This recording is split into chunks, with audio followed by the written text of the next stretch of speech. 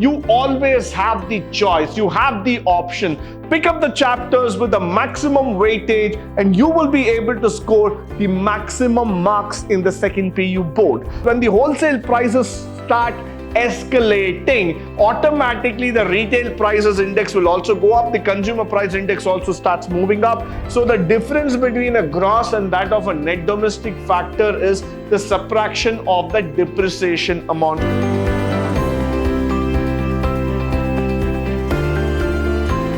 Good morning and welcome to the revision class in second PUC Macroeconomics Chapter 8, where we are going to talk about the national income accounting. This chapter is a very important chapter. Why? Because if you go through the agenda, you will be able to understand that the weightage that this chapter carries is about 20 marks. So we're going to look into the agenda today. We're going to start with the chapter introduction, the weightage, the question types, and the question and answers. So let's get into it, starting with the 2 marks here. So you have a 2 marks coming up right away, a 4 marks coming up in the second session there. So 2 plus 4, 6. Next you have 8 marks. That is about 14 marks. And not to forget, a 6 marker is also coming up. So this is fantastic. One chapter can give you a total of 20 marks. Now, this is quite interesting for all of us. 20 marks coming out of a single chapter in macroeconomics. So what I would always say when it comes to the topic of economics is that you always have the choice, you have the option. Pick up the chapters with the maximum weightage and you will be able to score the maximum marks in the second PU board. Followed by, let's get to the introduction of what is national income accounting all about. Now, this is an accounting system, the government bookkeeping system that measures the country's economic activity, offering an insight to how an economy is performing. So quite normal, quite natural that we are talking about. The system would include the total revenues, domestic corporations, wage paid, sales and income tax data, companies, all those functions that we are talking about. So primarily, national income accounting is a methodology. That's what we have to keep in your mind, which is going to include all the factors like the total revenue, the wages, the discount factors, how much is a capital account, the savings, everything, but not for an individual, but for the entire country. Now, what are this that we are looking out in terms of the national income accounting? Transfer payments, which is very important. Corporate tax, the tax that is being paid by the corporates in our country, and why that matters a lot when it starts coming in terms of the economy. We know that there are many corporates in India who make thousands of crores as turnover as their revenue, but what is the contribution that they make to the nation can be understood by the corporate tax. The wholesale price index, which is even more interesting. Why? Because that tells us where is the inflation actually pushing up. Because when the wholesale prices start escalating, automatically the retail prices index will also go up. The consumer price index also starts moving up. Externalities, which is a very important factor that talks about the positive and negative of an event happening in a country. So we are going to talk both about the pros and cons of what happens in an economy. Real income, the income that is earned after all deduction and taxes. Let's talk about the personal income, which is also very important these days, because that's the money that is earned after the subtraction of all the taxes. Then we're going to talk about the consumer price index coming into picture. As I told you, wholesale price index and consumer price index are linked. In the first PUC, we have problems related to this in statistics. In the second PUC, macroeconomics, we are going to learn it more from the conceptual standpoint. Now, the base year, the year at which you're going to calculate the nominal year, which is currently running through. So these are the important factors, followed by the exam corner that's coming up. Now, what are final goods? This is a 1-mark question. So most of the people will try to just rush up to the answer, just giving final goods are the goods which are finally done. No, that is not the way how you need to answer. The way how you need to go about is final goods are the goods which are purchased for the final utility or usage. Look at the key word here. Final utility or usage, which means to say that these goods are not going to undergo any further stage of production. These are being finally purchased by the consumer for his utility or usage factor. Now, the next thing, what do you mean by intermediate? The word itself tells you intermediate means something in the middle. It is neither finished good nor it is a raw material. It is in the intermediate stage. It is going through a series, a phase of production altogether.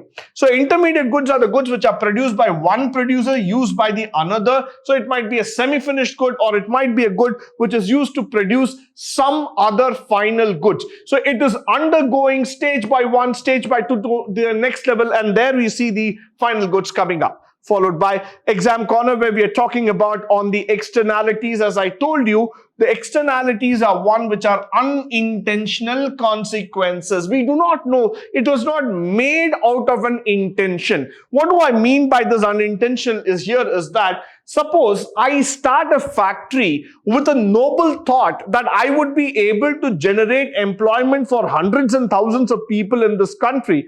Additionally, I should also keep in my mind, or probably the other side of the outcome would be that factory could lead to pollution in the environment.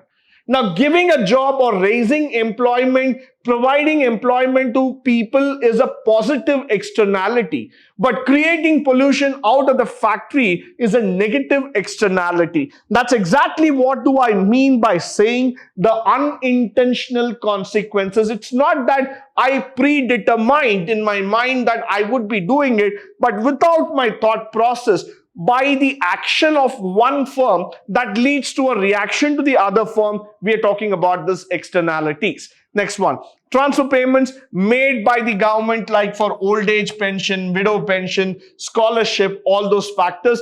These are something the government makes on the regular basis because they are being done to save the needy and poor. So definitely transfer payments are one of the major chunk of payments that are given by the government of India in order to manage the poor and needy people.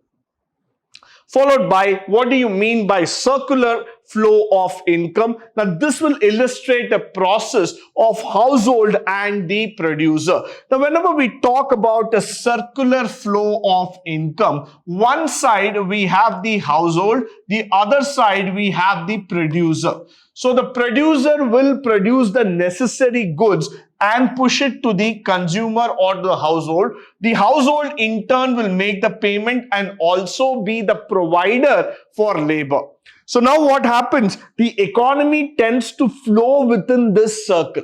We assume and we believe that a very simple circular flow of economy will consist of only the consumer and producers who will keep on going around in the same circle trying to understand the movement. But then there is other factors where I would start getting in the government, the external factors, the entire economy will become even more complex. Followed by, what are the factors of production? A very, very, very simple question. The factors of production is something that we have been studying for ages. So we know that land, labor, capital, and the organization. The four factors are land, labor, capital, and organization. A very simple question and an easy 2 marks that you can earn here. So please do not forget these 4 factors. Practice it. You will be able to score it. Now, the next one is the 4 markers coming into it. We're going to talk about the circular flow of income in a simple economy,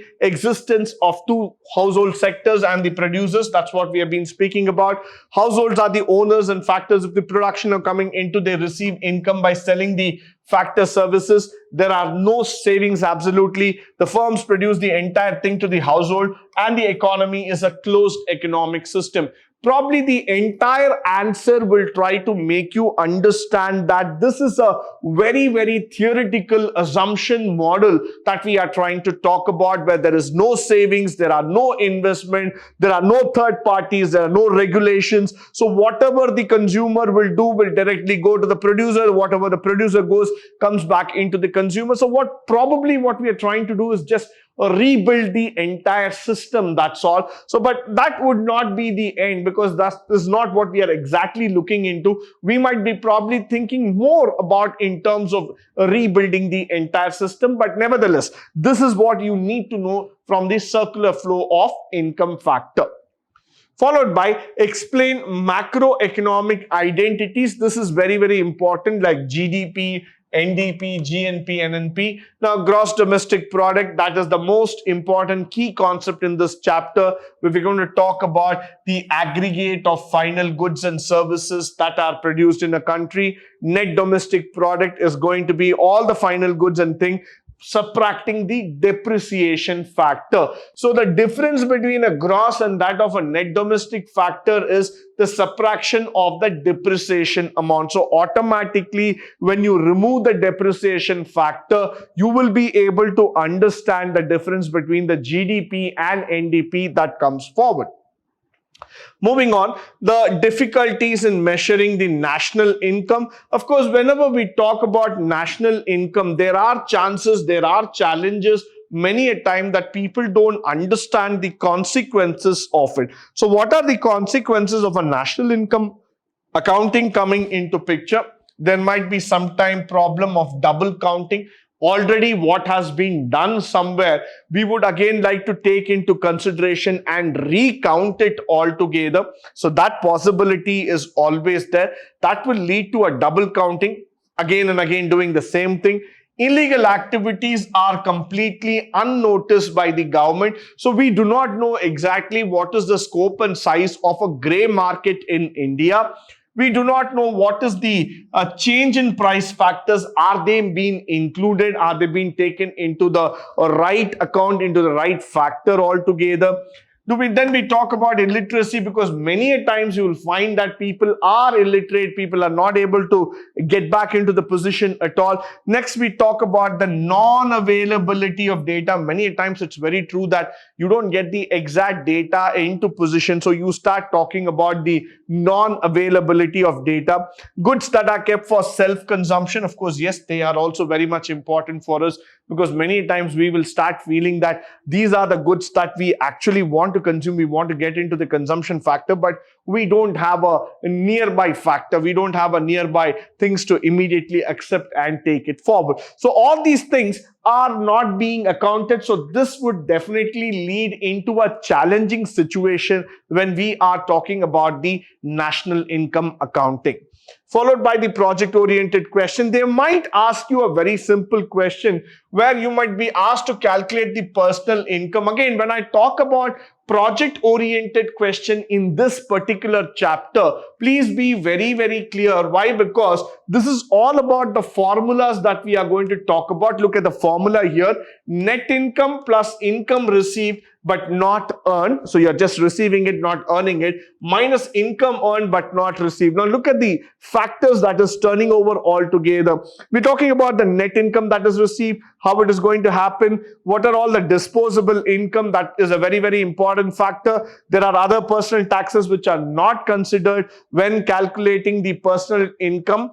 In order to derive the disposable factor, the income must subtract these personal taxes from the personal income. So that is very important. That will automatically talk about how the personal income factors come into picture. So that would be a very important factor that we can talk about. And whenever you're solving the project-oriented questions, you need to understand that writing the formula alone will not get you the mark. You need to put in the figures and get the final answer here.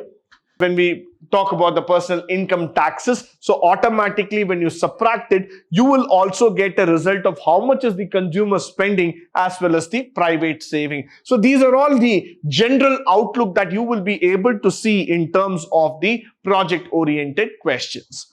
With this, I come to the end of this particular session. I hope and believe that all the questions and answers that have been discussed through this session would be of a great help to you in terms of scoring up in your exam. The next session, we would be talking about Chapter 9, that is Money and Banking. But until then, stay tuned, stay blessed, and stay enlightened forever. Thank you once again for joining me today on this wonderful session.